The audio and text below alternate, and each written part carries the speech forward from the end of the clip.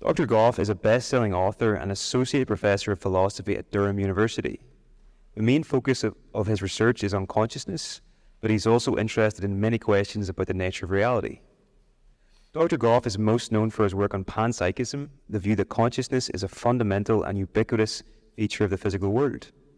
He's the author of 2 books, Consciousness and Fundamental Reality, and Galileo's Error, Foundations of a New Science of Consciousness, which he'll be speaking on today.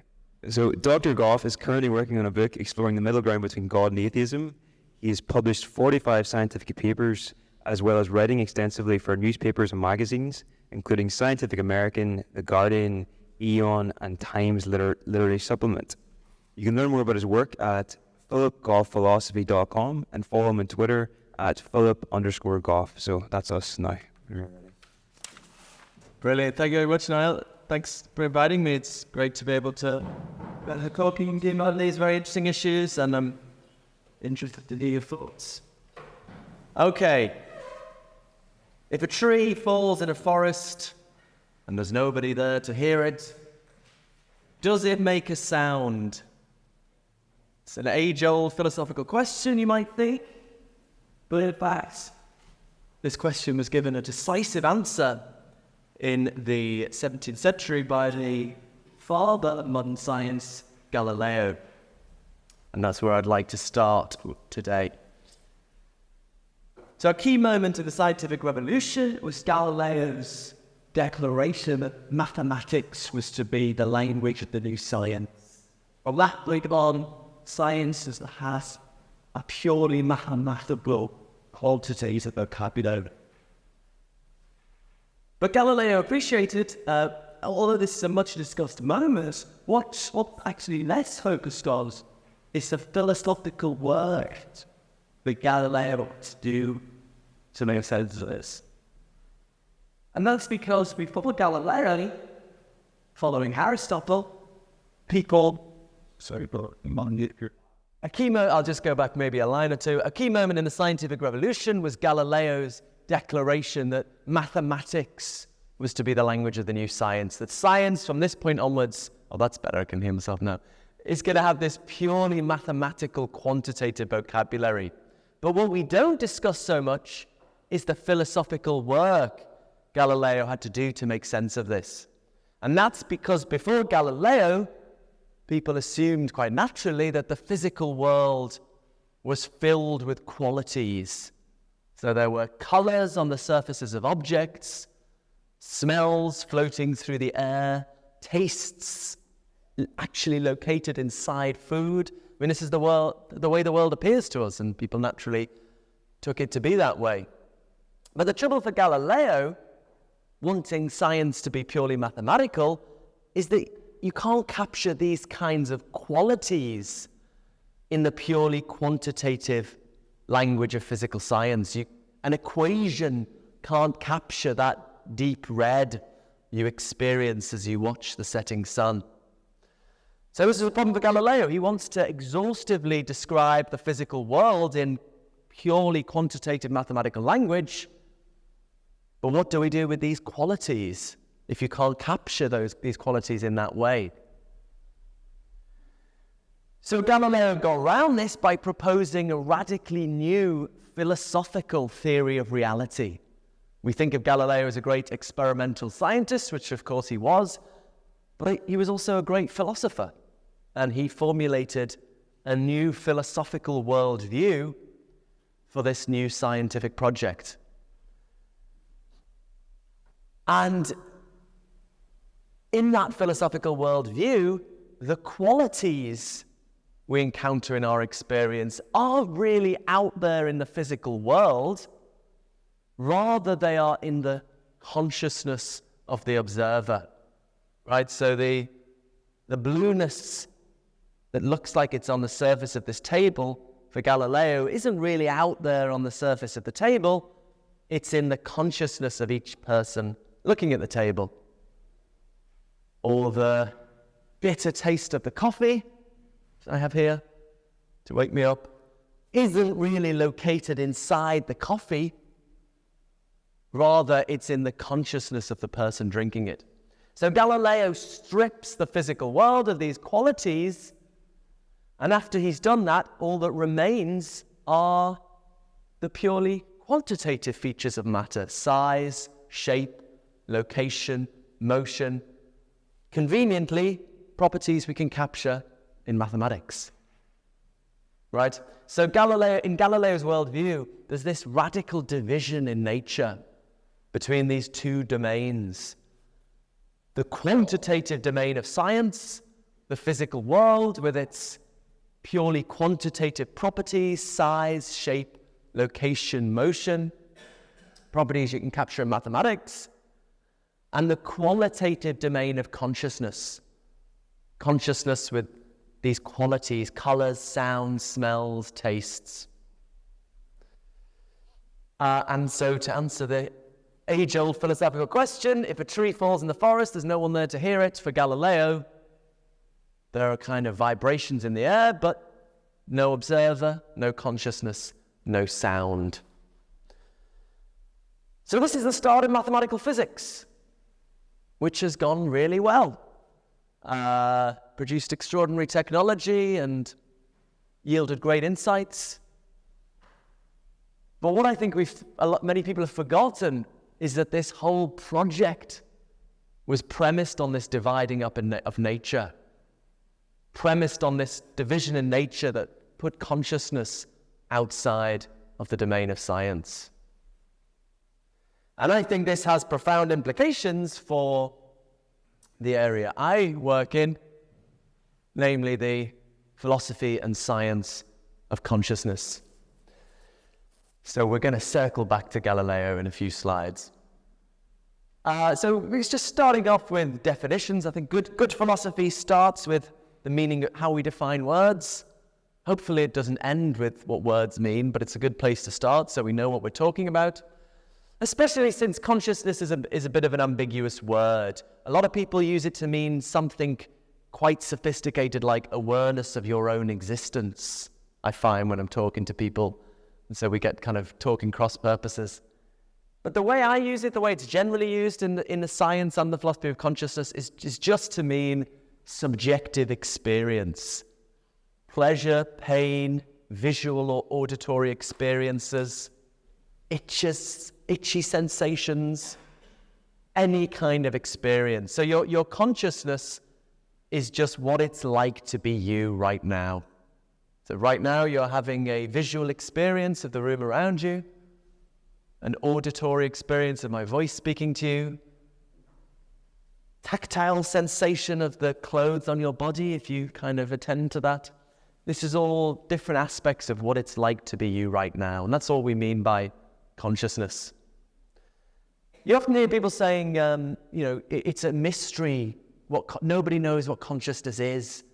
I don't like that way of putting it. I think nothing is more obvious to the reality of consciousness. You were just talking about like your pain. You know what pain is when you feel it, right? It's just a feeling, and when you feel it, you know what a feeling is.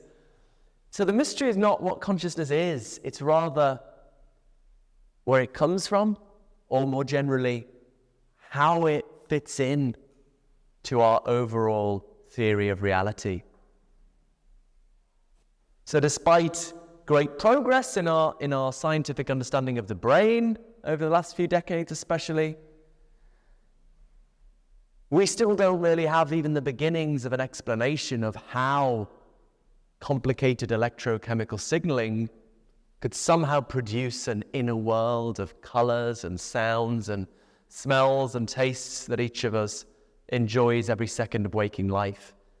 In fact, everything we know about the brain scientifically seems to just leave it totally open whether or not consciousness exists at all. It doesn't seem to shed any light on how consciousness comes to be.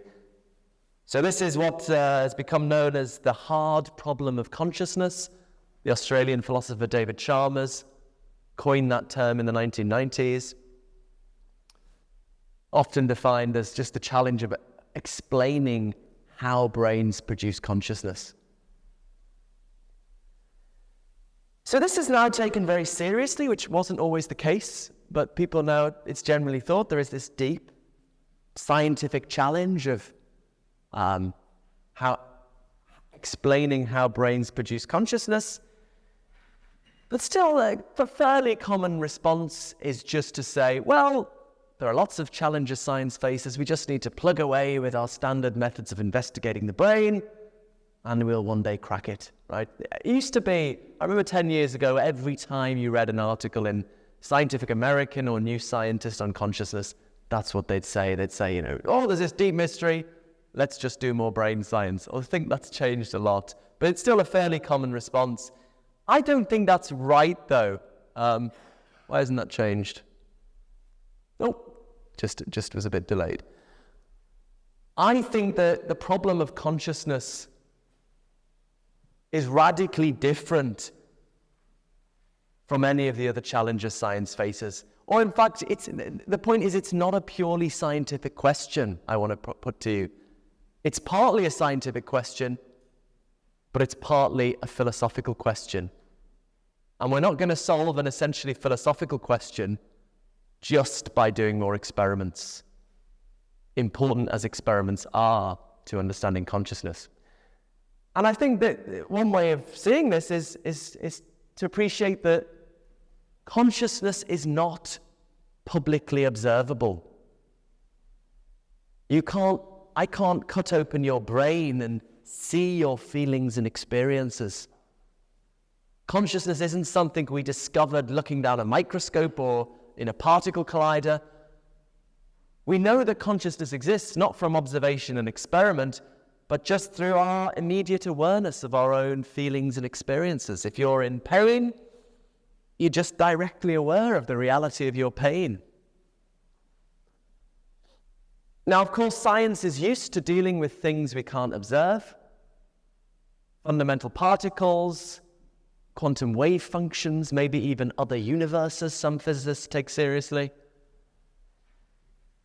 But there's an important difference in the case of consciousness that makes it not a purely scientific question. And that difference is that in all of these other cases, we postulate things we can't observe in order to explain what we can observe. That is the whole business of science. Let's define science as explaining the data of observation experiments, right? So yes, we postulate in our theories things we can't see, but that's in order to explain what we can see. The explanatory task is explaining observation, public observation, right? In the unique case of consciousness, though, the thing we are trying to explain is not publicly observable, right? And that makes it totally unique, and that's, by definition, means it's not an essentially scientific question, or it's not a wholly scientific question. If we're defining a scientific task as explaining public observation experiments, that's fundamentally not what we're doing here. We're trying to explain something we know about in a very different way, just through our immediate awareness of our feelings. Now, don't get me wrong, experimental science is absolutely crucial to understanding consciousness. So how is that? There is a robust and well-developed science of consciousness. How is that possible if consciousness is not a publicly observable datum? Well, although I can't observe your feelings and experiences, if you're a human being, which I think most of you are, I can ask you, right? I could say, what are you feeling? Tell me what you're experiencing. And if I do that while I'm scanning your brain, or maybe stimulating bits of your brain and saying, what did you feel then? Then I can start as a scientist to correlate which kinds of brain activity go along with which kinds of experience. And we can try and get more systematic. We could try and work out in general, what kinds of physical activity are necessary and sufficient for conscious experience. There's very little consensus on this. In the mid-90s, the neuroscientist Christoph Koch bet the philosopher David Chalmers a crate of fine wine that in 25 years we'd have totally pinned down what we call the neural correlates of consciousness, like which kinds of brain activity are necessary and sufficient for consciousness. I think it's probably about time he paid up because, there are about 5 candidate options, no agreement. So it's an important scientific question, but at the moment there's no consensus. Okay, but that is something we can in some way make progress on experimentally. Which kinds of brain activity go along with which kinds of experience? That is, I think, a scientific question. And that's really important data. But that's not a theory of consciousness. What we ultimately want from a theory of consciousness is an explanation of why certain kinds of brain activity go along with certain kinds of conscious experience. Why should that be? Why should brain activity go along with conscious experience at all? What is going on in reality to undergird that fact? And because consciousness is not a publicly observable datum, that is not something you can answer with an experiment. Right? You do experiments to account for experimental hypotheses, but because consciousness is not publicly observable, we can't just answer that question with an experiment. So I think of the consciousness research as divided into the sort of scientific bit and the philosophical bit. The scientific bit is work out which kinds of brain activity go along with which kinds of experience. And the philosophical bit is to explain why brain activity goes along with experience. Just look at the different proposals philosophers have offered for explaining this fact, for what is going on in reality to account for it, and try and assess which is most likely to be true. I mean, I think as a society we've sort of forgotten what philosophy is and the point of it, but so long as we accept that consciousness is not a publicly observable datum, then I think it follows logically that this is not a purely scientific question. So sadly, we have to do some philosophy. Now, you might think, okay, well, maybe we can in some way, divide up the what question and the why question that way, but surely what physical science will one day answer both of these questions. Will not only say which kinds of brain activity go along with consciousness, but also why brain activity produces consciousness. And people making this case, so this is the view we call materialism, or sometimes physicalism. I would use those words interchangeably if you've heard both of those words. So roughly the idea that consciousness will ultimately be explained in the terms of physical science. So it is, we haven't done it yet, but we can be confident we one day will. And materialists tend to see this as part of a broader trajectory of science explaining more and more of the phenomena in the world around us.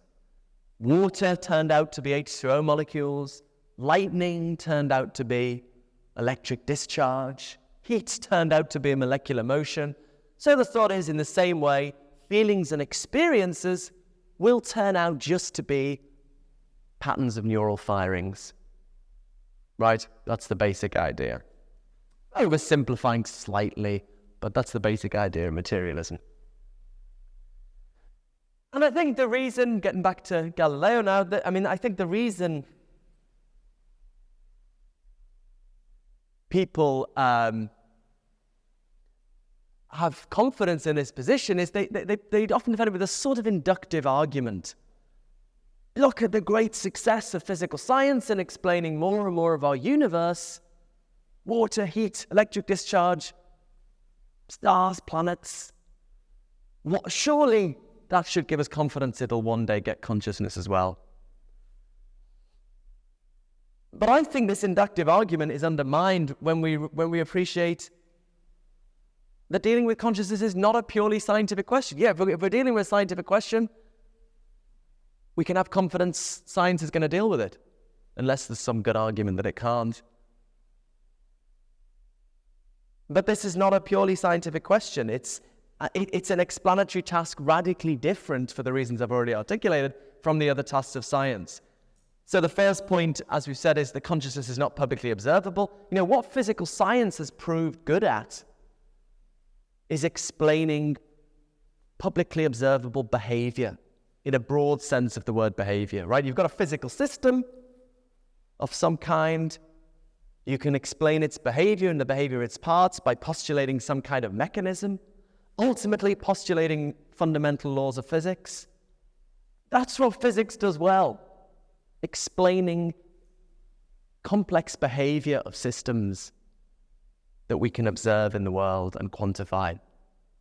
That's not what we're doing here, fundamentally, with consciousness, with the hard problem of consciousness at least. We're not trying to explain some behavior. We're trying to explain these invisible, subjective qualities that we know about from the inside because we're immediately aware of them. The colors, the smells, the taste of the coffee. You can't get at that from the outside, but we know it's real because we're aware of it from the inside. So it's a radically different explanatory task. So I think that undermines it, that the fact that physical science has been really good at this one task is there no reason to think that just gives us confidence that it's going to be good at this quite different, essentially philosophical task. I mean, an analogy I sometimes give, it's like saying telescopes are really good for astronomy. Probably they'll be good for pure maths. I keep slipping into American. It's just a totally different explanatory enterprise, and I think something similar is going on here. The second point loops back to where we started. Physical science has been incredibly successful, but since and arguably because Galileo put consciousness outside of the domain of science. We can see Galileo essentially gave physical science, what he called natural philosophy, a quite focused, specific task, right? He says, just forget about consciousness with these kind of weird qualities. Put that on one side. Just focus on what you can capture mathematically. And that's gone really well, just having that narrow focus. But the fact that it's gone well since we took consciousness out of the picture doesn't mean it's going to go well once we bring consciousness back in. I have an analogy in my book, Galileo's Error, quick plug. When I was first a philosophy lecturer, you have 3 tasks as an academic, very different tasks: teaching, research, and administration. And for the first term, the head of department said, let me off administration, so you don't have to do admin for the first term. And I think I did pretty good at the job, if I do say so myself, with the teaching and the writing. That doesn't mean I'm going to be good at admin, right? Just because I've been good at this one thing doesn't mean... And sadly, I wasn't wonderful. Although I'm conscientious, but not the most organized person. But I think something similar is going on here. Just because, physical science has been really good at this one explanatory task, I think we're going through a phase of history where people are so blown away by how well it's gone.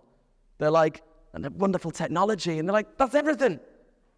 But it's gone so well because it was given this quite narrow, precise focus.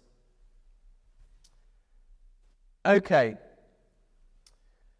So, what does this show? All I've done so far really is try and undermine this sense people have that materialism about consciousness has to be true, right? I think there's no really good argument to think it has to be true, or it's probably true.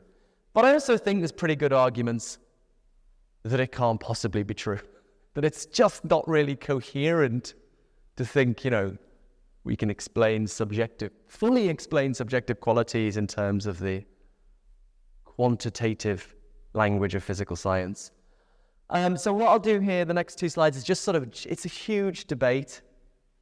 So I've written an academic book, Consciousness and Fundamental Reality, from 2017, with Oxford University Press, giving, the huge academic philosophical debate on this.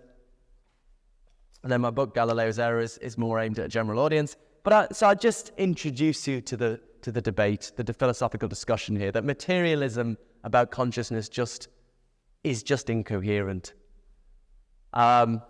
Maybe we can talk about it more. So where I'd like to start is something I think Galileo is right upon, that I think, you can't capture the qualities of conscious experience in the purely quantitative language of physical science. I like to talk about this guy, Knut Nordby, who's a Scandinavian color scientist who has cones missing from his eyes, so he can only see black and white and shades of gray. But he's an expert on color experience, and he likes the philosophical debates, so he likes to think, I won't read out this quote, but he likes to think about, try and imagine what color must be like, the qualities of color experience. And of course, he knows a lot about color experience in a sense. He knows a lot about the structure, the quantitative structure of color experience, which can be carved up into hue, saturation, and brightness or lightness. And then you can map out a similarity space along those three dimensions. But what he misses out on is the qualities that fill out that structure. So in his imaginative explorations, he says, he tries to fit sound into that kind of structure and thinks of loudness like brightness and pitch like hue, or maybe I'm getting those wrong. You get the idea. But he realizes there's something he's missing out here. You can't really capture the colors, the sounds, the smells, the tastes in this kind of language, mathematical language. You couldn't convey to a blind person what it's like to see red. And that's not because, I haven't found actually talking to scientists about this. Been at a lot of conferences recently with mostly scientists, and they'll say, well, we just haven't done enough experiments yet. We will one day. But this isn't because we haven't done enough experiments yet. It's the kind of concepts at play here. Right? Philosophers deal with concepts. There are two just totally different kinds of concept at play here. In physical science, you have these kind of, as I say, broadly behavioral concepts. The kind of concepts a neuroscientists deal with, it's what stuff does, what bits of the brain do, what its parts do. These kind of theoretical concepts to do with how systems behave. On the other hand, think about, these concepts form when you just attend to your experience, the color, the qualitative character of red, the taste of coffee, the smell of wine. These are very different kinds of concept, very different kinds of idea. One is kind of theoretical, one is just demonstrative, philosophers call it. You just sort of point at something inside you. And so they're just very different kinds of concepts, so you can't even in principle sort of translate from one to the other. Now this is actually, the claim I've just made that I'm summing up here, this descriptive, is actually something that's now a very significant consensus among philosophers. There's a big, you might be interested, there's this big, called the Phil Papers survey in 2020 of Anglophone philosophers' opinions. Like, do you believe in God? Do we have free will? So on. On consciousness, 60% of philosophers accept this claim that you can't you can't capture the qualities of conscious experience in the language of physical science, not because we haven't done enough experiments, they're just really different kinds of concept. That's what the relevant expertise when you're dealing with concepts of philosophers, and you very rarely get consensus among philosophers. So I think we should take it very seriously when 60%, and it's not like 40% are on the other side. It's like, I can't remember exactly, but something like 13% disagree with this, and then the others don't like the question or something, Philosophers are annoying people. But, there's a really serious, I can't think of many other philosophical questions where there's that amount of consensus. So, we take it very seriously when there's consensus in the relevant expertise in science. I think we should take it very seriously, which doesn't settle the question, you work it out for yourself, read the literature. But when the relevant expertise is this level of consensus, I think that's significant. Now you might say, okay, this is just, as I'm calling it, a descriptive limitation. It's about what you can capture in the language of physical science. But many of you may be thinking, look, the reason he can't see colors is because of something in his brain, or not his brain in this case, the cones in his eyes, right? Something physical. So why is this a problem for materialism? Okay, so this is just the starting point of the argument, right? This descriptive limitation that in the language of physical science, you can't describe these qualities. You can't convey the redness of a red experience. So that's the starting point. But I think that entails an explanatory limitation. That descriptive limitation entails an explanatory limitation. Because in order to account for the qualities of experience, physical science would first have to describe those qualities. So suppose, to make this concrete, suppose I have my great new neuroscientific theory that's supposed to explain, that deep red you experience when you watch the setting sun, right? I'm going to explain that with my neuroscience theory. I'm going to show how patterns of neural firings fully explain that experience of deep red, including that it has the character, the quality it does. Well, my theory would first have to articulate that deep red quality. It would first have to describe it in the terms of the theory and then show how that quality can be explained in terms of patterns of neural firings. If my theory can't even articulate the datum, the thing we're trying to explain, then it certainly can't reductively explain it. So this isn't just, we haven't got there yet, we haven't done enough experiments. In principle, because of the very different kinds of concept at play here, in principle, it doesn't make any sense. It just doesn't make coherent sense to fully explain consciousness in the terms of physical science. It doesn't make sense. And we shouldn't be surprised at that. This isn't a fully scientific question. It's a very different explanatory task. So in a way, it's not kind of surprising that it doesn't make sense. Okay, that is the negative part of my talk, which is the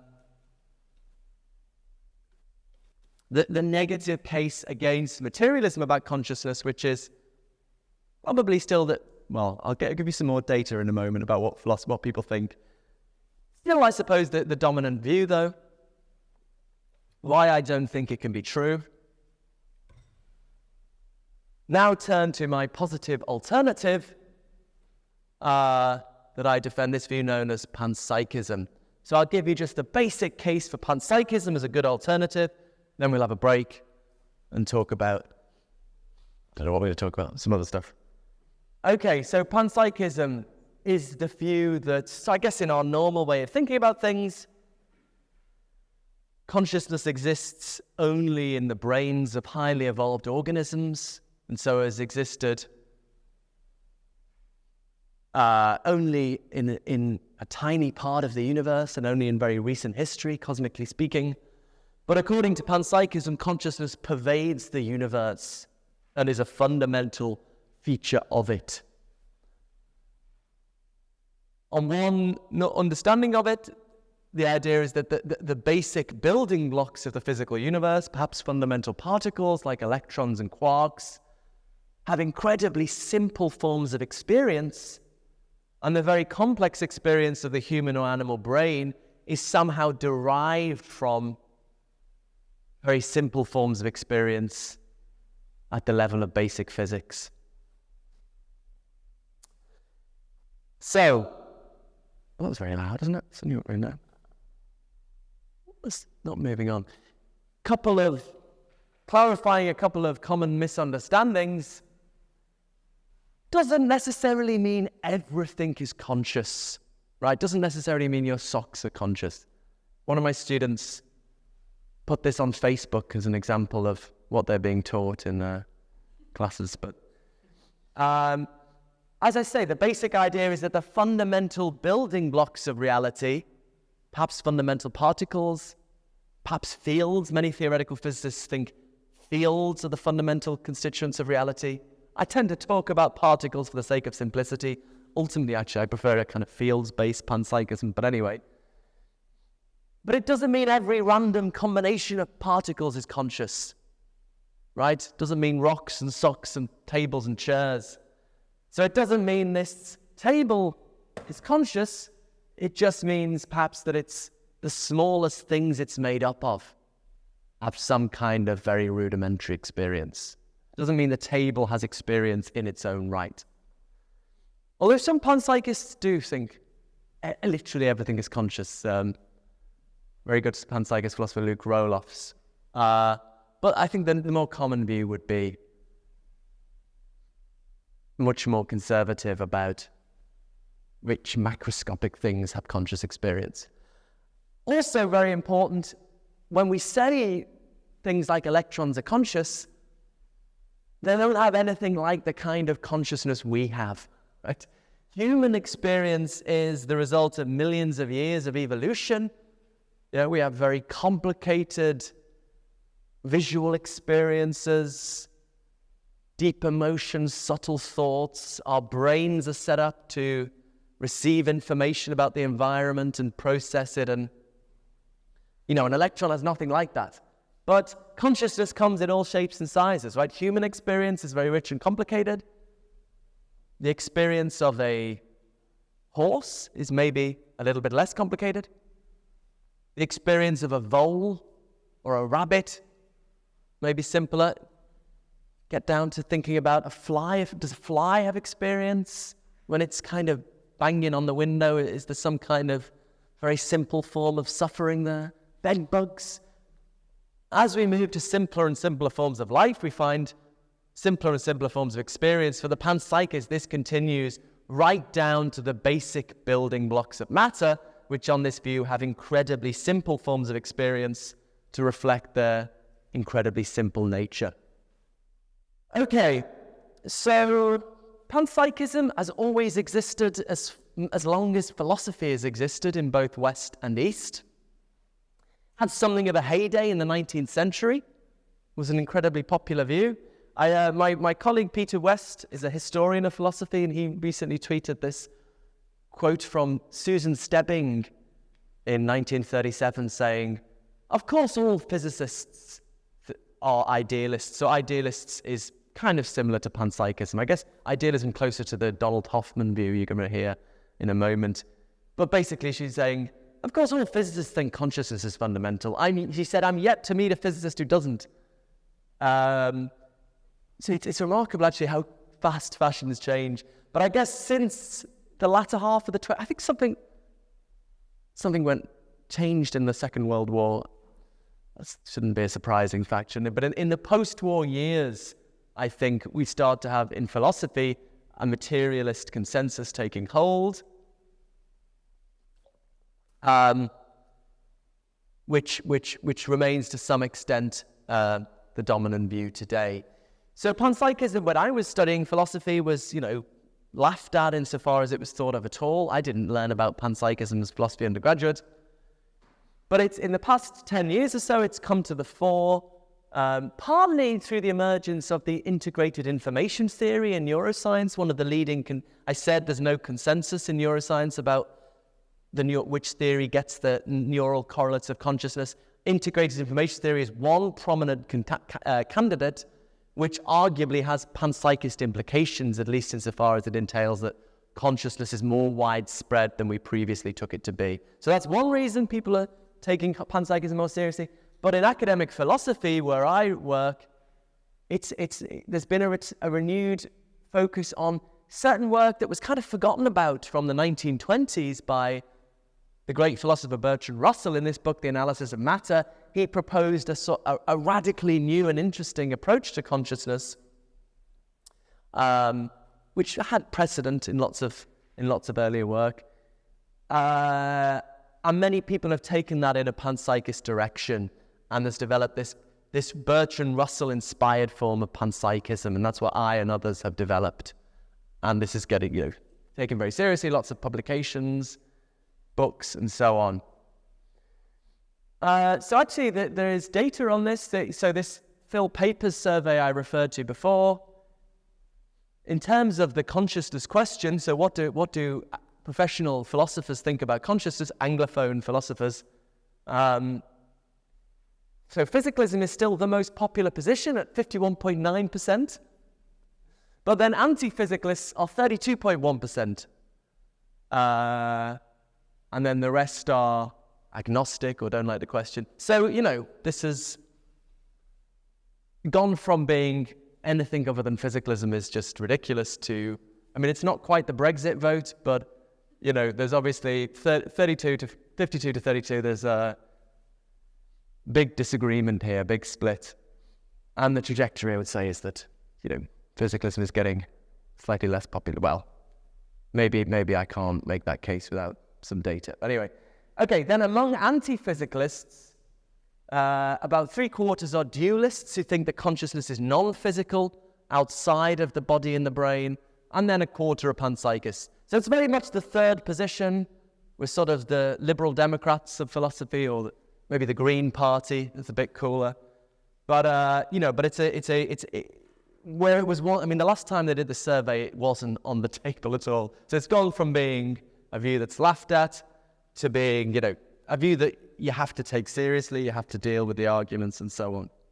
Okay, so what I'll finish with before the break is just give you the basic introduction to this Bertrand Russell inspired.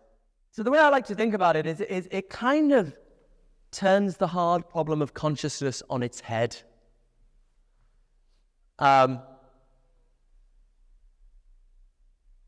So people tend to think of the problem of consciousness, they tend to start with the brain, matter, ultimately understood through physics, and think, how do you get consciousness out of that?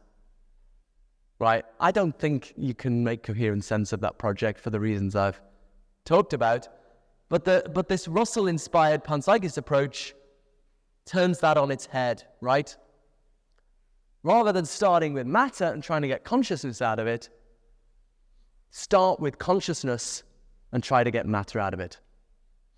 You've got Donald Hoffman talking next, and I heard him interview Lex Friedman recently saying panpsychism is dualist.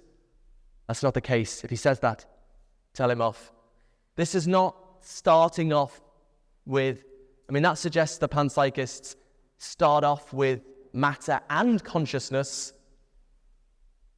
That's not the case. We're starting off with consciousness and trying to get matter out of consciousness. And it turns out, as Russell realized, this is really easy to do. And the reason it's easy to do is because of the purely mathematical nature of physics. The description of reality, so what Russell was doing in the 1920s, I think, was really just thinking really hard about what we infer from the fact that physics is purely mathematical. That's kind of very useful. As I say, we're kind of so used to that. But as I say, it was this radical innovation of Galileo, and it's very useful if you're a practicing scientist. You can make very precise predictions. You can quantify things very precisely. What does it mean as a philosopher interested in the ultimate nature of reality, that our fundamental science is purely mathematical? And I think you can kind of go two ways with that. You might say, well, that must show that at the fundamental level, reality is purely mathematical. The physicist Max Tegmark defends this, right? Reality is made up of numbers and functions and vectors, the kind of things mathematical physics talks about. We live in a mathematical universe.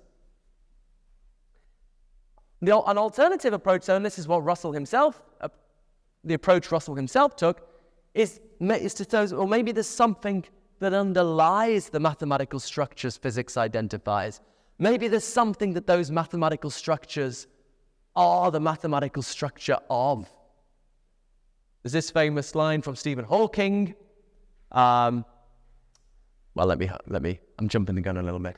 So this is the panpsychist approach, and the proposal is that it's consciousness that underlies the structures identified by mathematical physics. So the basic thought is, at the fundamental level of reality, what we find are networks of very, very simple conscious entities. And because they have very simple kinds of experience, they behave in very simple, predictable ways.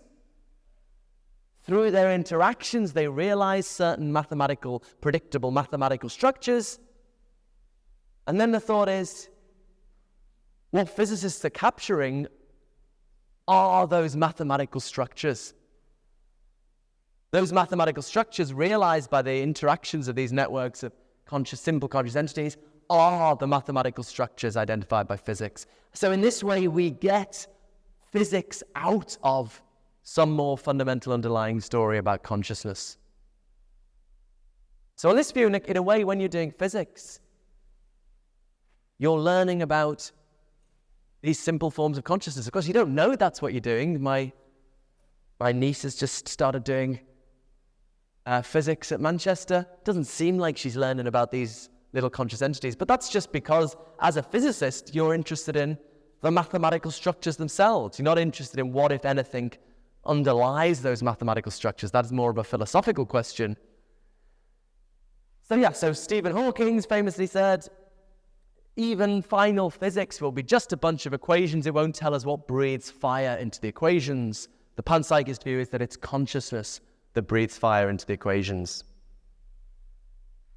So it's very hard, I would say impossible, to get consciousness out of physics.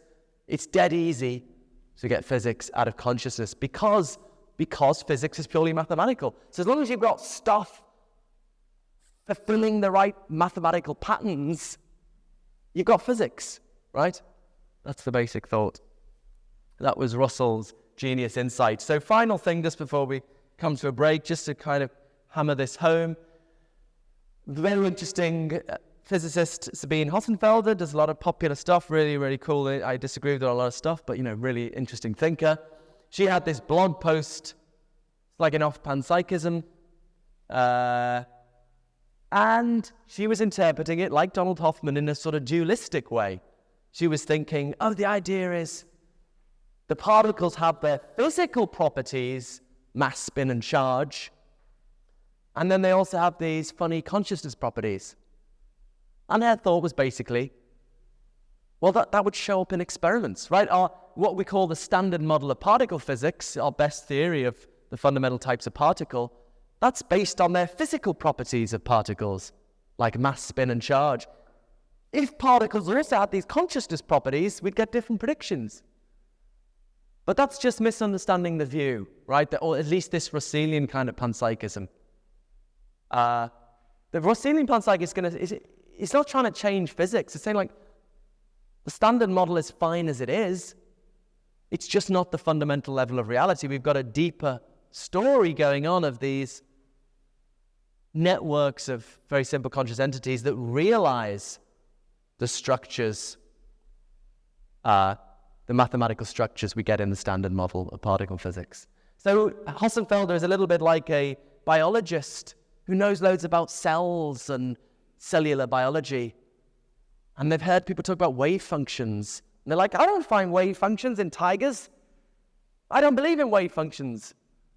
But the wave functions are a deeper explanatory story than what you get in cellular biology. For the panpsychist, physics is not the most fundamental story. Physics gives us these mathematical structures, but there's some story, according to panpsychism, underlying those mathematical structures.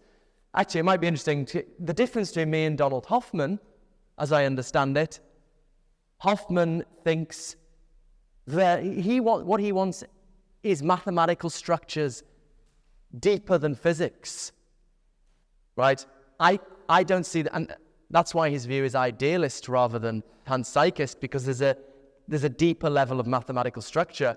I don't see the motivation for that. So for the panpsychist, what physics gives us is the basic mathematical structures, right? So I'm not going to come up with some mathematical structures to rival physics. That's the basic mathematical structure, but it doesn't tell us what breathes fire into that mathematical structure. It doesn't tell us what realizes those mathematical structures. So physics gives us the basic maths. I think Hoffman thinks there's going to be deeper maths. My view, physics gives us the basic maths, but consciousness fills out that basic maths. Okay, final slide before the break. All right, so even if this is consistent with modern science, even if we can't disprove it empirically, as Hossenfelder tries to do, why should we take it seriously? Why should we think this is true? Well, as I said, addressing the hard problem of consciousness is a philosophical issue. We've just got to look at the various models, the various hypotheses philosophers have proposed for explaining the data that consciousness goes along with brain activity. What explains that? And broadly speaking, here are the three theories. 1, materialism, that consciousness emerges from physics. 2, panpsychism, physics emerges from consciousness. I guess idealism would also fit in there, the kind of view Hoffman's going to give you later. Or dualism, that both consciousness and matter are distinct and equally fundamental. Maybe consciousness is in the soul, So basically, my view is the first view is just incoherent. We just can't make coherent sense of the idea that you could get consciousness from physics. Dualism, I think is a coherent option. We could talk about this maybe. I used to think we could empirically disprove it. I don't think that now. The more I've talked to neuroscientists, I just don't think we know enough about the brain to do anything like rule out. I used to think, like many philosophers, that if dualism was true, there'd be like some non-physical thing like the soul impacting on the brain that would show up in our neuroscience. In principle, that's right, but I just think we don't know anywhere near enough about the functioning of the brain, the actual, how it works at the cellular level in order to make that kind of case. So I think at this stage, dualism is both empirically and philosophically coherent, but as scientists and philosophers, we try to respect Occam's razor. We try to have the simplest, most parsimonious theory of reality, and panpsychism is simpler than dualism. Why believe in two kinds of thing when you can just believe in one, where you can tell a whole story just with consciousness at the fundamental level? So materialism is incoherent. Panpsychism is simpler than dualism. So the best, coherent, simplest solution to the hard problem of consciousness is the one given by panpsychism. Okay, so that's the basic case against materialism, the basic case for the panpsychist alternative. All right, so we've so far talked about the basic case against materialism, in my view, the basic case for panpsychism. I want to talk about something a little bit different now. So that's basically my last book, Galileo's Error, available at all good bookshops. I want to talk a little bit about the book I'm currently working on that I hope will be out in a year or so. I think I'm focusing on what we might... So we've started off talking about the hard problem of consciousness. What I want to talk about now is what we might call the even harder problem of consciousness, which is my word for the distinctive philosophical challenges that arise when we think about the kinds of conscious experience involved in understanding and conceptual thought. And I think this introduces radical, new, and even more difficult challenges that we're really not, as scientists or philosophers, really not even at first base on thinking about, and I think are ultimately going to lead us to a pretty radically different theory of reality. Okay, so I'm going to give you a sort of problem and a solution. So one thing I discuss in my new book is this even harder problem of consciousness, or what I call the meaning zombie challenge. So I'm going to introduce you to the meaning zombie problem. So I don't know, is anyone familiar with philosophical zombies? Has anyone come across philosophical zombies? So the word zombie is a kind of technical term in philosophy. So it's very important to distinguish philosophical zombies from Hollywood zombies. Okay, I'm sure you've all heard of Hollywood zombies. So Hollywood zombies, as we all know, look like this, and this, and this. Philosophical zombies look like this, and this, and this. Oh. In other words, philosophical zombies look just like ordinary human beings. And they not only look, they behave and they walk and talk in every way just like a normal human being. And that's because the physical or the behavioral functioning of their brain is just like that of a normal human being. But there's a crucial difference. A philosophical zombie is not conscious.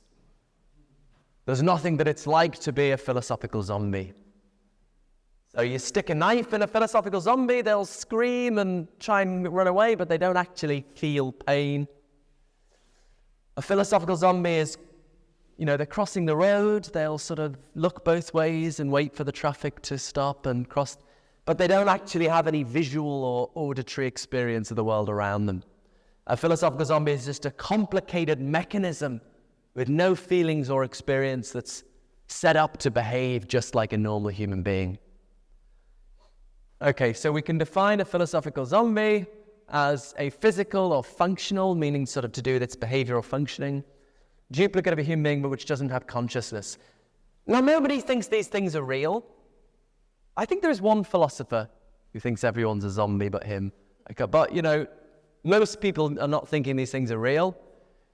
But it's a useful thought experiment for various purposes. So back to David Chalmers again, famously used them as a part of an argument against materialism, which I'm not going to talk about today. But here's another way you can use the philosophical thought experiment of zombies: to pose a kind of challenge to an evolutionary explanation of consciousness. Because evolution, natural selection, is, as it were, only interested in behavior. Natural selection is interested in survival. And survival is about how you behave. Now, a zombie, a complicated mechanism without consciousness, would behave just the same as us, by definition, and so would survive just as well. So this raises the challenge, well, why aren't we zombies? Why have we developed consciousness? Natural selection doesn't care about our inner lives, just wants things that can behave. I'm personifying natural selection a bit, but I think you get the idea. So why aren't we zombies? Why have we evolved with consciousness? I don't think this is a challenge which bothers a panpsychist very much, because for a panpsychist, consciousness is kind of everywhere. As I say, it's not everywhere at the macro level, but you might think it's a lot of places at the macro level. So a panpsychist could maybe say, well, we're conscious just because pretty much everything is conscious. Maybe this would be a challenge for a materialist, maybe not. Okay, so I don't want to raise quite this challenge, but I want to raise a similar challenge in terms of a slightly different kind of zombie.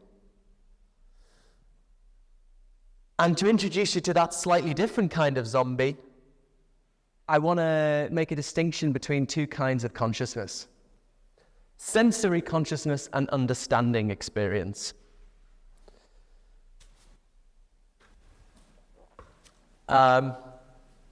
So sensory consciousness is what philosophers and scientists are generally talking about when they talk about consciousness. When people talk about consciousness, they always talk about seeing red, feeling pain, itchy sensations. This is what I've been talking about so far. This is what I talk about in my last two books. Colors, sounds, smells, tastes, that kind of thing. But I'm inclined to think, I'd be curious to know if you agree, that consciousness is not exhausted by these kinds of qualities. I'm inclined to think that, when I reflect on my own experience, that human experience is permeated with conceptual meaning and understanding. What things are and mean is represented in our conscious experience. If I look around me now, I don't just experience colors and shapes. I experience faces, people, cups of coffee. The fact that this is a face is part of the character of my experience, it seems to me, right? I couldn't exhaustively describe my visual experience just talking about colors and shapes. What things are is part of the character of my experience. Another example, if I look at these words on this PowerPoint slide, I don't just experience meaningless squiggles. I experience meaningful words.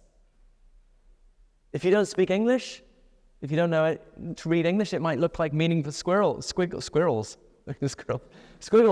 But what the words mean, I want to say, is represented in your visual experience. Same with when you hear words, what the words mean. If I say, "Get out, the building's on fire," it's the fact that someone what I have just said to you is part of the character of your auditory experience. It's probably not an ideal example to give. Or the sadness. This isn't my child. This is found on Google Images, but I have a child, and when your child is sad and you look at their face, it's as though the sadness is present on their face. It appears present on their face. That's part of the character of your experience. So in all these subtle ways, concepts, what things are and mean, fill our conscious experience. even though when philosophers and scientists listen to philosophers and scientists talk about consciousness, they don't often talk about this, which is what I call understanding experience.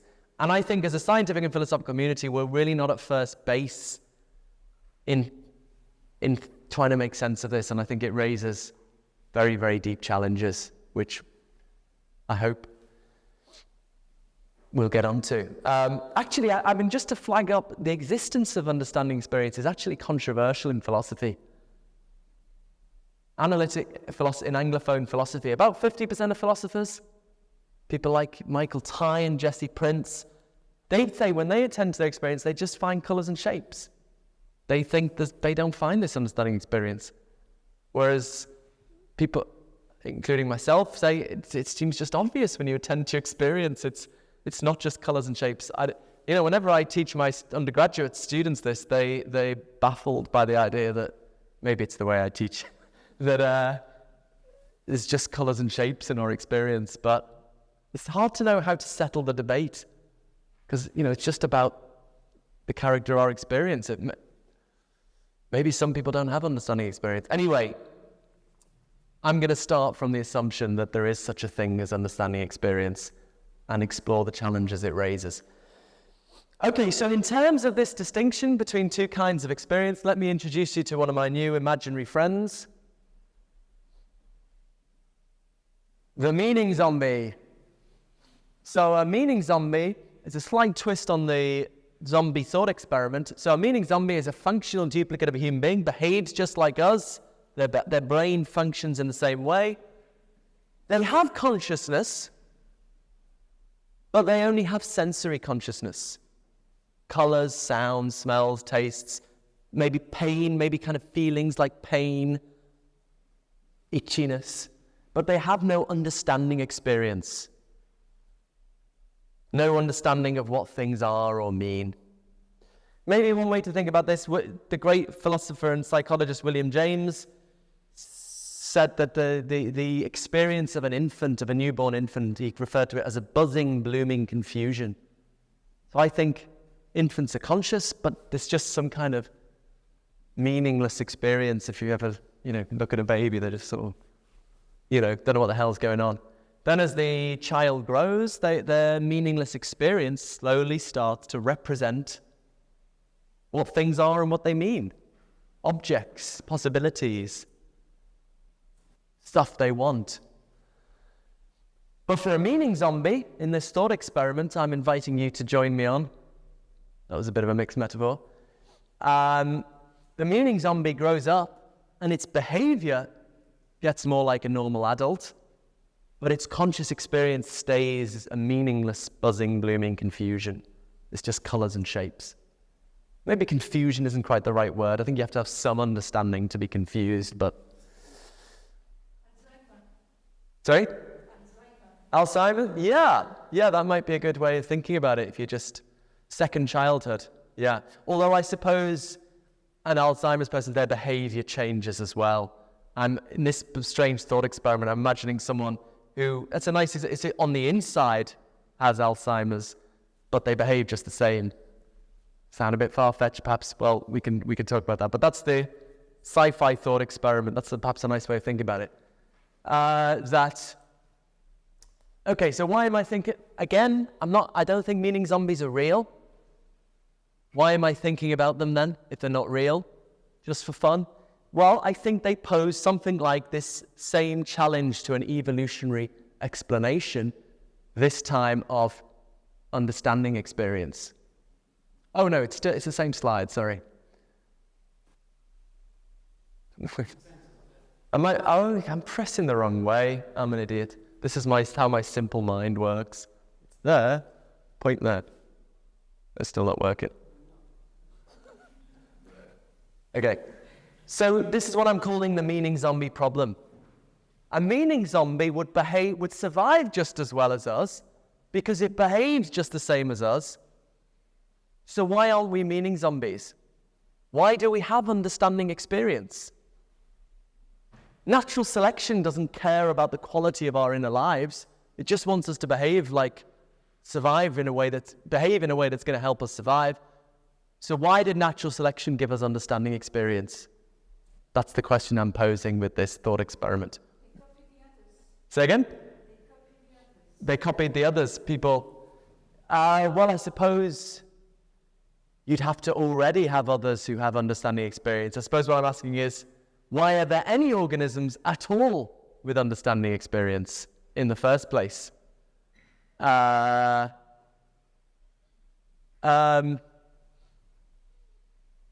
I think this is a really important challenge, because I'm inclined to see what other people think. Understanding experiences is the most important thing about human existence. Our experience of what things are and mean is what makes us the kind of creatures we are. I'm inclined to think, actually, it sounds a bit harsh, that a meaning zombie wouldn't actually be a person. It's got this meaningless experience. It behaves like a person, but it doesn't have any understanding of anything. It's less understanding than a rabbit. A rabbit has some understanding of what's going on around it, but a meaning zombie, as I'm defining them, it's just meaningless. They feel pain and pleasure, so maybe they have moral significance in that sense, but they don't have any grasp on anything. So this very important characteristic of human existence, understanding experience, if we can't give an evolutionary account of it, of how it came to be, that's pretty worrying. Okay, now you might think, this is not making sense to me. Surely if we had meaningless experience, if we, like meaning zombies, we'd behave in a meaningless way.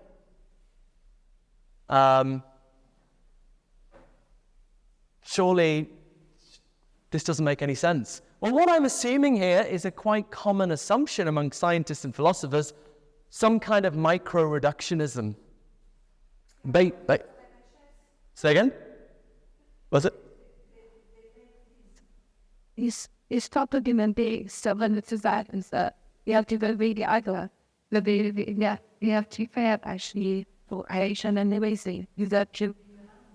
Right. These things, I know. Yes, it's robot. Yes, it's quite incredible the kind of technology we're having with these now, and actually, sheds new insights on these very questions. But yeah, maybe I'll just get through this argument so we can have plenty of time for Q&A. So the micro-reductionism, that basically the thesis that our behavior is ultimately fixed by fundamental physics. That's a broad assumption among scientists and philosophers. So, what I do is explicable in terms of chemistry, is explicable in terms of physics. Oh dear, you okay? And so ultimately, the way I behave is determined by the basic laws of physics. I'm going to question this, but it's my starting point, right? My starting point. But if that's true, then a meaning zombie would behave just the same as us. As long as the physics at the fundamental level is the same, it's going to behave the same. It doesn't matter what comes up at higher levels, it's going to behave the same. So I think this is a very deep challenge. I think I'd better just whiz through this before interacting, so everyone has plenty of time for Q&A. You might think, I don't even know whether these meaning zombies are possible, or all that matters here is that there seems to be a coherent notion. There doesn't seem any contradiction in the notion of a meaning zombie, and I think that's enough to pose the challenge here. This is just a challenge that on the face of it, there doesn't seem any connection between having understanding experience and behaving like us. And if that's the case, it's hard to see how we can give an evolutionary account of the emergence of understanding experience, because evolution cares about behavior. If there's no connection between behaving like us and having understanding experience, why do we have understanding experience? It's a challenge to give some explanation of how these two things connect. Okay, so that's the challenge. Why aren't we meaning zombies? Why do we have understanding experience? It seems like, from the perspective of natural selection, it doesn't matter. So that's the challenge, and the final thing I want to do is give you a rather radical theory which addresses this challenge. So I start off with, I root this in an interpretation of quantum mechanics. When people hear, consciousness and quantum mechanics, people think, oh, you just join in one wacky thing with another wacky thing. But actually, my favored theory of quantum mechanics is the most boring one. It's the most non-wacky one. The pilot wave interpretation, or Bohmian quantum mechanics. So the basic idea, if you think of wave particle duality, that one weird thing about quantum mechanics is sometimes electrons behave like particles, sometimes like waves. The pilot wave theory solves that problem in the most boring way possible. It says there's both a wave-like entity, called the wave function, and there are particles. And the states of the former determine the states of the latter. So this wavy thing sort of pulls around the particles. Okay, that's the basic idea. And it's the most boring version. There's no wave-particle duality. There's no superpositions of the particle kind of being in no particular location. No, like alive, dead cats, Schrodinger's cat. There's not even any indeterminism. This is a deterministic theory. And because there are no alive, dead cat superpositions, there's no role for conscious observation in collapsing the wave function. So far, this is all like the many worlds interpretation of quantum mechanics. And this is why, actually, I think the many worlds interpretation is probably the most popular interpretation of quantum mechanics among philosophers, because it gets rid of a lot of the wackiness. But at least there you have the sexiness of branching universes. Pilot wave theory, you don't even have that. Right, so it's the most boring interpretation of quantum mechanics. Okay, this is going to be my starting point. One problem people have about the pilot wave theory, completely independent of what I'm going to talk about, is that, well, it's not independent, it's just a problem people have nothing to do with what we've been talking about so far, is on the face of it, on the pilot wave theory, particles don't seem to have any causal power of their own. It's like they're sort of dragged around by the wave function. And maybe that's a bit worrying if you think we're just made up of particles. Then it looks like we're just sort of dragged around by the wave function. We're like puppeted by the wave function. It sort of seems to undermine our agency or something. So this is something some philosophers worry about. So the theory I'm about to advance for the last 5 minutes or so, we got 10 or 15 minutes, addresses this problem, and also, I hope, solves the meaning zombie problem. Explains why we have evolved understanding experience.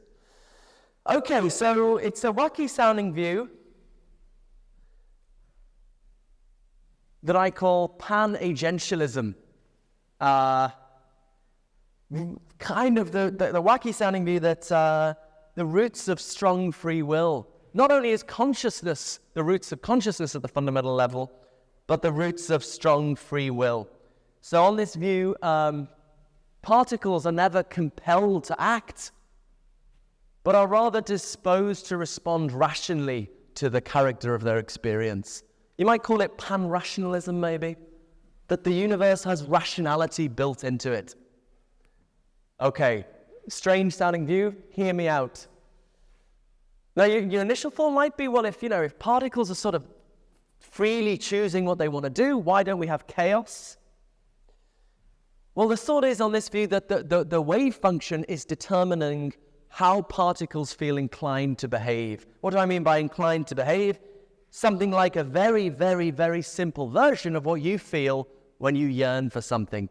When you're hungry, or you're tired, or you really want something, a conscious urge for something. That's very sophisticated in a human being, but presumably conscious urges get very simple in simpler forms of life. Again, the idea would be these conscious urges exist in a very crude form at the fundamental level with particles, and that the character of those yearnings are determined by the wave function. Okay, so particles sort of feel inclined to do certain things. And now if you're a human being and you feel a yearning to do something, sometimes you do it, but sometimes you think, is this a good idea? I really want the ice cream, but maybe I'm on a diet. Maybe I'm already eaten too much. You can think, is this a good idea? Particles don't have rational deliberation, so the thought is that they are inevitably going to respond with the most basic rational impulse, which is do what you feel like doing. I want to say that is the most basic rational impulse, basic rational response, do what you feel like. I think that is rational. It's somewhat rational to do what you feel like doing. It's not the only rational response. So the thought is, because particles are so stupid, they're inevitably going to do what they feel like, and what they feel like is determined by the wave function. So this is what gets us the standard in predictions of quantum mechanics, which are called the Born rule predictions, right? So this is a metaphysical interpretation of what is underlying the kind of predictions we get from quantum mechanics. So I was developing this thing, raising young children, and if a young child, wants the biscuit, wants the chocolate, they're going to try and get it, right? They're not going to say, is this a good idea? I've sort of already had some, So the thought is, entities that lack rational deliberation on this view are inevitably going to do what they feel like doing because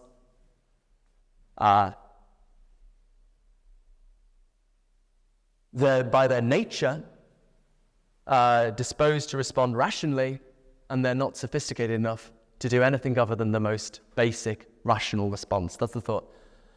Okay, so this is going to be any panpsychist view worth its salt is not just going to have consciousness at the level of particles, it's going to have consciousness at the level of brains. So we're going to have some kind of theory of mental combination where particles are disposed in certain circumstances to combine into conscious systems. And we're going to look to neuroscience to guide us in when that happens, right? As I've said, there are various proposals. I like the integrated information theory. We've already mentioned.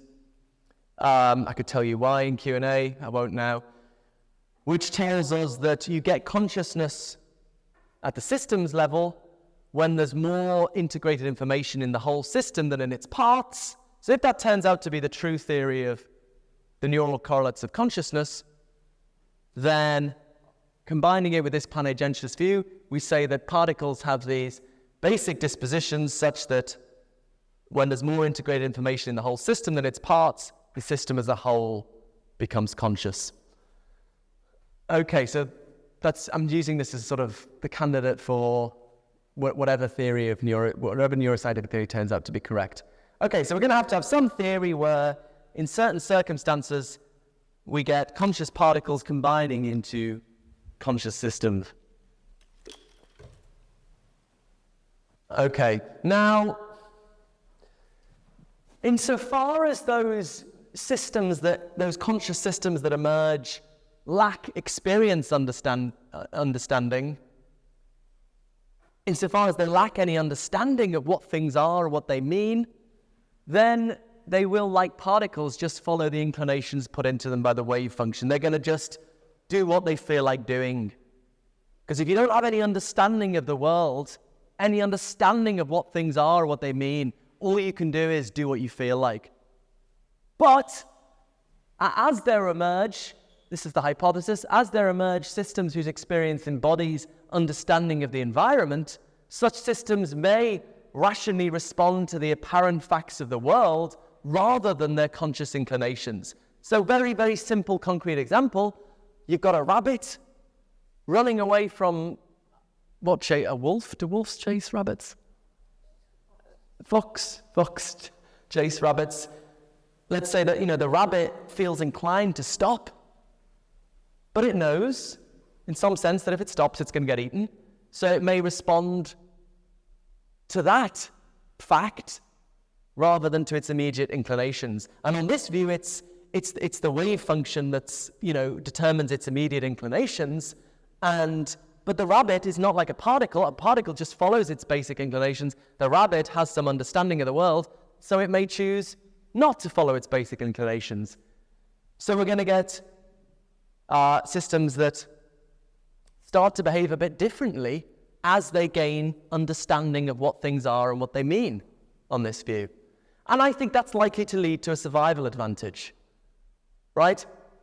I think there's likely to be a survival advantage in getting organisms that rationally respond directly to the apparent facts of the world rather than just blindly following the pushes, as it were, of the wave function. So basically the thought is natural selection wants to create creatures that behave, systems that behave rationally, because they're going to survive well. It's got two choices.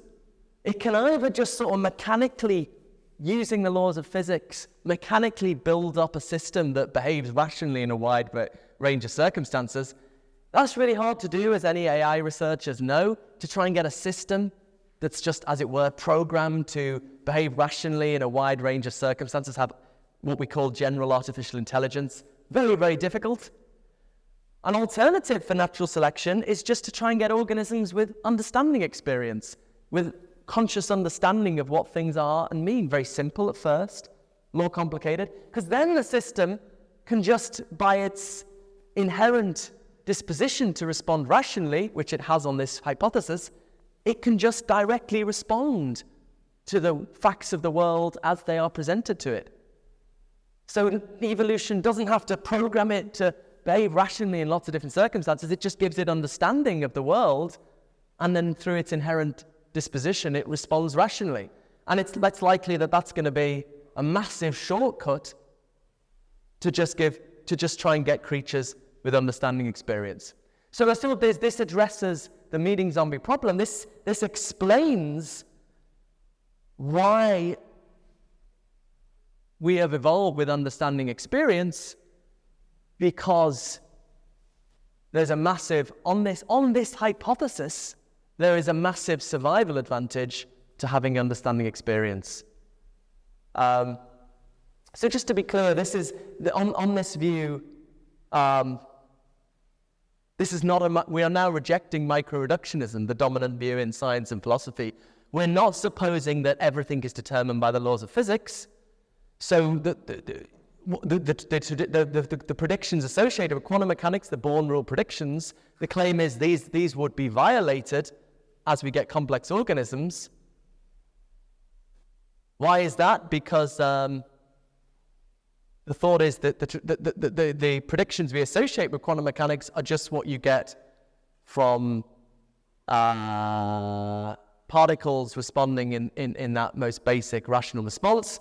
Where you get systems that have some understanding of the world, they're going to start behaving a bit differently, and that's why it gives them a survival advantage. So as I say, I mean, micro-reductionism is pretty broadly believed, but I've had huge arguments on my podcast, Mind Chat, quick plug, with the physicist Sean Carroll on this. And as Sean concedes in our debates, the experiments on which we base physics, like particle physics, like the Born rule predictions of quantum mechanics, involve very small numbers of particles, right? So the fact that, we've never tested a complex organism. It would be very hard to do, to see whether those laws of physics are exactly the same in a complex organism. So I don't think we have very strong empirical reason at all to go for micro-reductionism. I think it's something that's believed, it sort of fits the zeitgeist of the moment. I think we've got very good reason to reject micro-reductionism, very good philosophical reason, because we need some evolutionary explanation of how understanding experience, this most important characteristic of human existence, evolved. And this theory, the motivation for it is that it addresses that. You might be thinking that the view I've just been described sounds incredibly wacky, much more wacky than basic panpsychism. It's one thing to say particles are conscious, another thing to say they're behaving rationally in some sense, that rationality is built into the universe. And I think people are happy to entertain wacky hypotheses if they think there's hard data supporting them.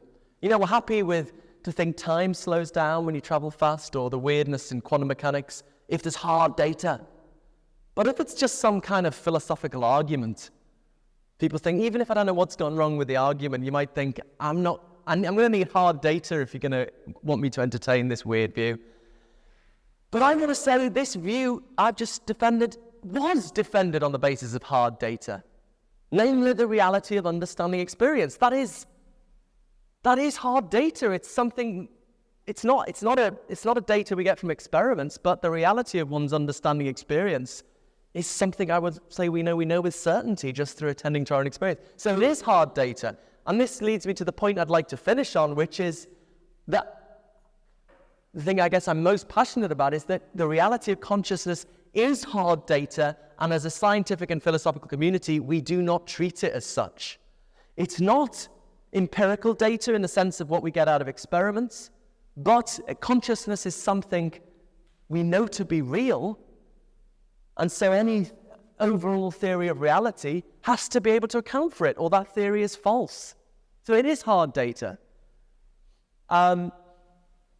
Whereas I think most people living at the moment, or most scientists and philosophers, and adopt some kind of scientific view. And people who think of themselves as pro-science adopts what we can call scientism, the view that the only things it's rational to believe in are those entailed by the simplest theory able to account for the data of observation experiment.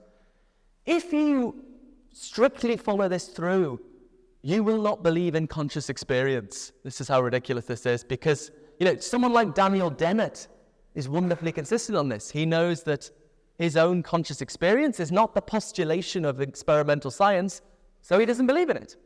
That's consistent. I'm at the other extreme. I think, well, obviously conscious experience does exist, so we need to reject scientism.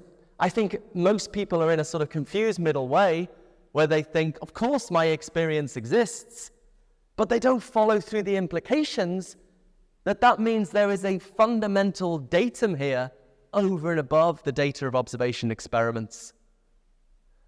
And hence what we really need to do is move to what I call expansive naturalism, roughly the view that the only things it's rational to believe in are those entailed by the simplest theory able to account both for the data of observation experiments, but also the reality of subjective experience, including understanding experience. That's hard data. Maybe there are other philosophical data. We could perhaps talk about that, but at the very least, the reality of conscious experience. So I think we really need to move to, we're in a confused methodology at the present moment, caused, I think, by an understandable being blown away by the success of science and technology and everything, but it's led us to a sort of confused approach to these matters. So I think, although it doesn't seem so likely at the moment, I think if you take a slightly broader historical perspective, just a little bit, the trajectory on consciousness has changed really quickly. For much of the latter half of the 20th century, it was just taboo. You couldn't talk about consciousness. You couldn't get a job being a scientist working on consciousness. Now, since the 90s, people say, there's this serious, hard problem. But I think still still too many people think, just do more neuroscience. I think the next stage is people to understand the philosophical underpinnings of this problem. Not least that this is not a publicly observable datum. And so in that sense, it is not a fully scientific question. So I have faith that we will one day get to this expansive naturalism, this very different approach to our fundamental theorizing about reality. And I think philosophers and scientists of the future will look back and think it is really bizarre that philosophers and scientists in the late 20th, early 21st century didn't think more about this data in their fundamental theorizing. There's something we know to be real with something close to certainty, and yet theoretical physicists don't think about it when they're theorizing about reality. So I think we will get to this point, and I think at that point, once we get into this very different methodological framework, views that sound totally wacky, like this panagentialism in the way we're approaching things now, will start to sound much more plausible, because we'll appreciate that they're endeavoring to account for the hard data of certain aspects of our conscious experience. So I'm hopeful that at some point there is a pretty big revolution on the cards here, not so much a scientific revolution, but a worldview, a philosophical revolution that will ultimately lead us to a very different, perhaps slightly more positive way of thinking about the world around us. And I had lots more slides, but I'll leave it there, and I'd like to hear your thoughts on these matters. Thank you very much.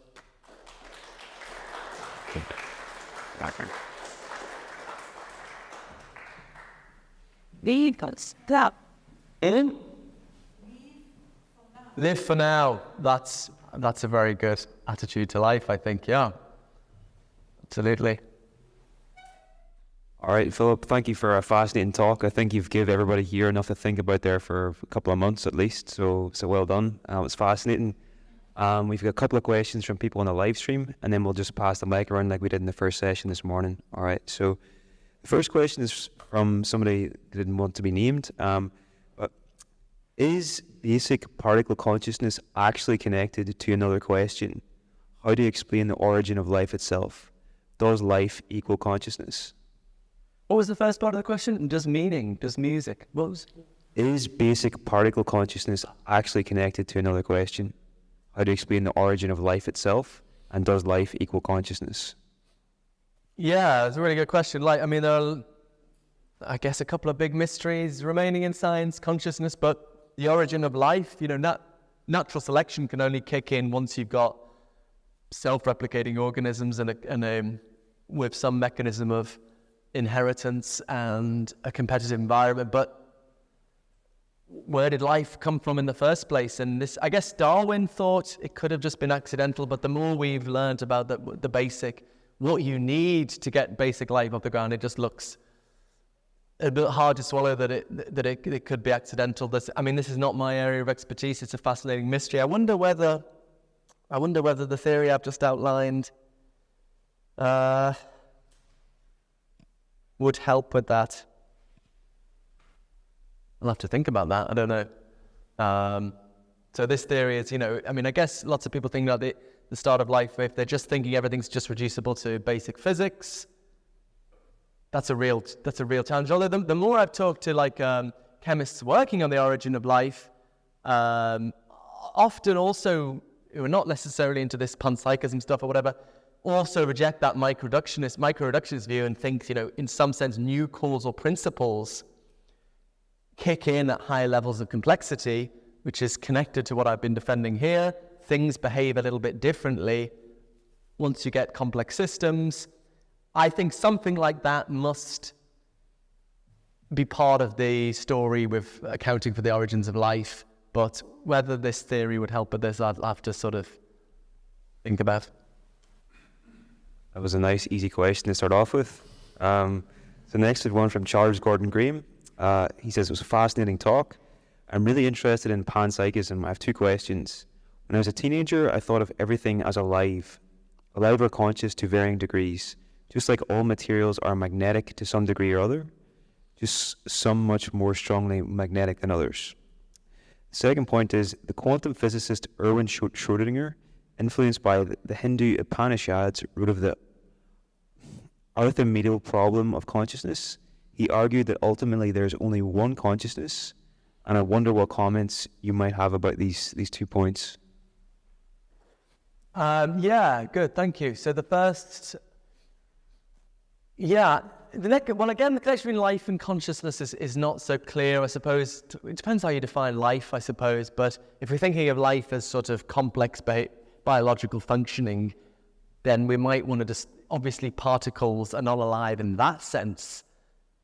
Maybe you want to define life in another way such that it's just synonymous with being conscious or something. But yeah, it's one way of thinking about panpsychism, that it's a basic, very simple consciousness is a basic feature that all systems have to some extent, although through millions of years of evolution it has a much more distinctive character. A lot of these early quantum mechanic physicists, pioneers of quantum mechanics, had some kind of panpsychism or idealism. A lot of that's connected to whether consciousness collapses the wave function.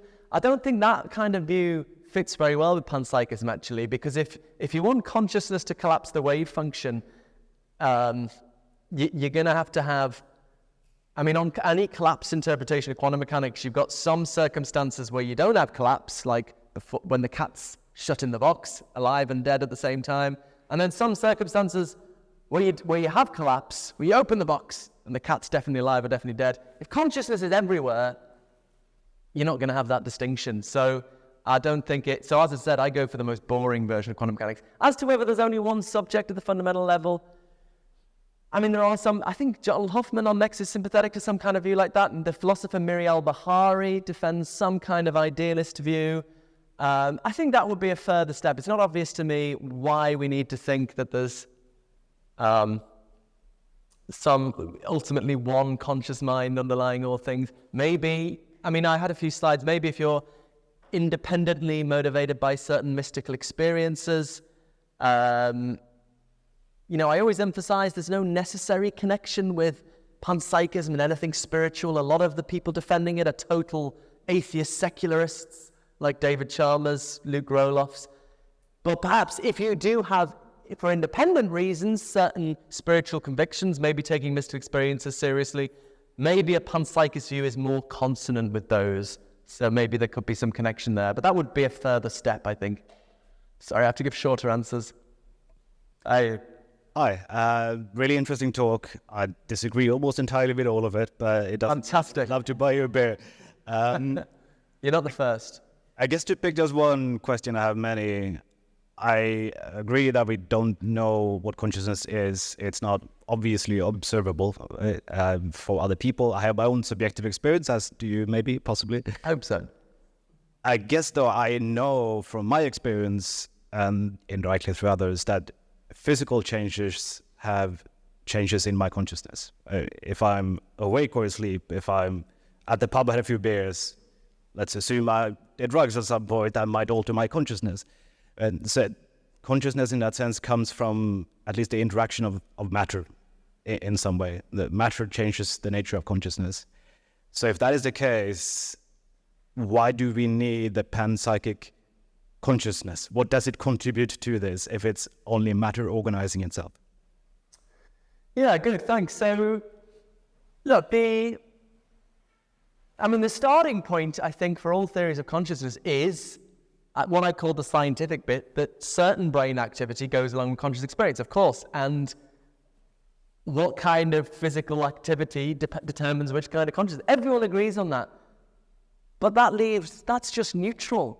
This is why we really have to distinguish the scientific question from the philosophical question. That scientific data point that you referred to, everybody agrees on. The question is, what explains that? You have a dualist theory to explain it, you have a materialist theory to explain it, you have a panpsychist theory to explain it, and you have to explain those theories as philosophical theories. A lot of people seem to think materialism is the scientific one. No, it's a philosophical theory. Maybe it has a sciencey vibe or something, but that's not a good consideration. We just have to assess all these theories. I think the materialist one is incoherent. I think the dualist one is unnecessarily profligate. So we end up with the panpsychism one. But that's what I'm most passionate about. This is not a purely scientific question because consciousness is not publicly observable. So it's not. Yeah, it's essentially a philosophical question, I think. Do you have? Thank you, Philip. Just quickly, if we assume that particles, the simplest particles, have consciousness, and we have consciousness, but the middle stages, because if life happened at some point, right, and the particles existed before us, so there was a middle stage where there was some sort of different, right, stage. So that would lead me to assume that our consciousness is fundamentally different to this simplest particles consciousness. So it has to be, if a certain alignment of those particles is required to make my consciousness, then it cannot be called the same consciousness as it originated from. So, and that makes me think that it has to be different. So you started your talk about the public observable and not observable things.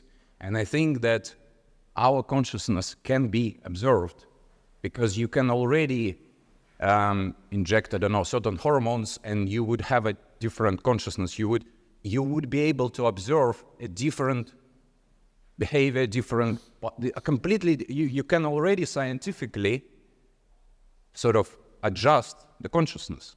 Uh-huh. And maybe you cannot do it with the simplest particles, but that only makes my argument stronger, that it's completely different. You can call it you can give it the same sort of name as consciousness, but that's not the same. So, and then going back to, for example, your zombie experiment, if that is, my answer to this would be that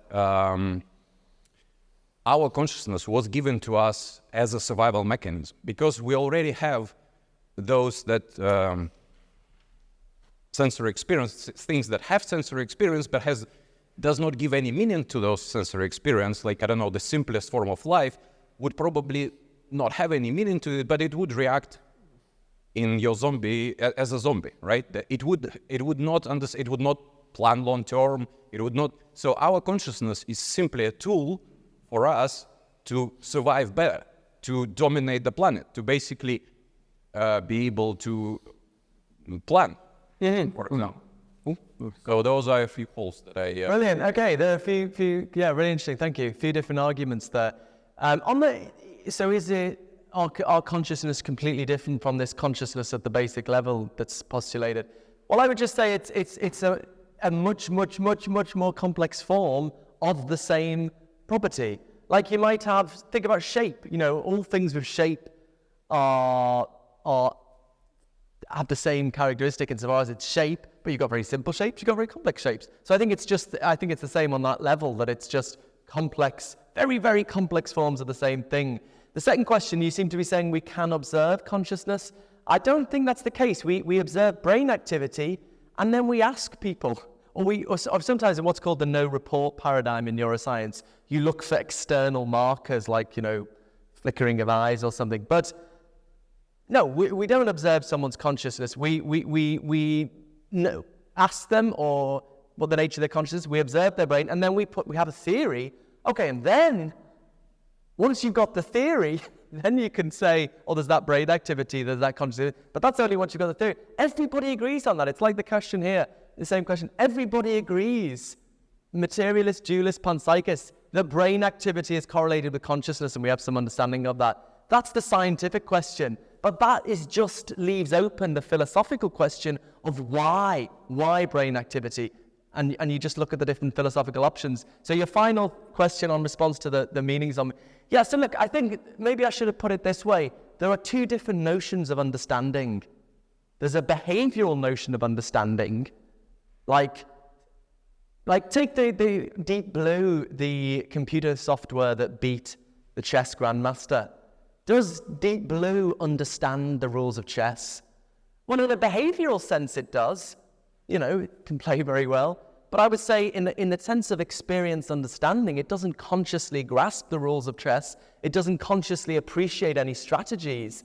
So we have this behavioral notion, like passing the Turing test, and this experience. So once we distinguish those two ideas, then the question, there's no mystery about why natural selection gives us the behavioral notion of understanding, and I think that's what you were talking about. I think maybe you're just conflating these two things and not properly which is really common, that we don't properly distinguish these two things.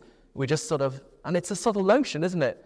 But there's no mystery about why natural selection gives us behavioral understanding. That's good for survival, but that's a different question from why we have understanding experience. Why aren't we meaning zombies that behave in all the ways we do and so survive just as well, but totally lack understanding experience? And so I don't think you've given us I don't think the standard evolutionary explanation, it can explain understanding, behavioral understanding, but not conscious understanding. But anyway, it's a huge debate. So, like the what they probably done that. We don't think they feel these findings where you are.